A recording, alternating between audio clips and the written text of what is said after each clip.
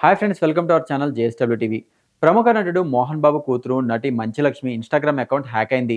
Manchu Lakshmi social మీడియాలో చాలా యాక్టివ్‌గా ఉంటారు. తాజాగా మంచులక్ష్మి అకౌంట్ నుంచి ట్రేడింగ్‌కి సంబంధించిన పోస్టులు వైరల్ అవుతున్నాయి.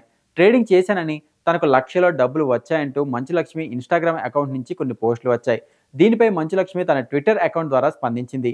తన అకౌంట్ హ్యాక్ అయిందని మంచులక్ష్మి తెలిపింది. ఈ విషయంలో తనకు సహాయం చేయాలని మంచులక్ష్మి ఇన్‌స్టాగ్రామ్ అధికారులను అభ్యర్థించింది. మరోవైపు మంచు ఫ్యామిలీలో గత కొంతకాలంగా గొడవలు జరుగుతున్నాయి.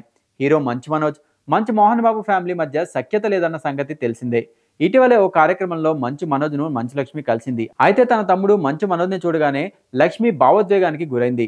మంచు మనోజ్ని చూస్తూ లక్ష్మి కన్నీళ్లు పెట్టుకుంది. ఈ వీడియో సోషల్ మీడియాలో తెగ వైరల్ అయింది. అయితే ఈ వీడియో చూసిన విష్ణు బాగా హర్ట్ అయ్యారని సమాచారం. మంచు లక్ష్మి తనకు సపోర్ట్ ఇవ్వకుండా తన తమ్ముడికి మనోజ్కి ఇచ్చింది.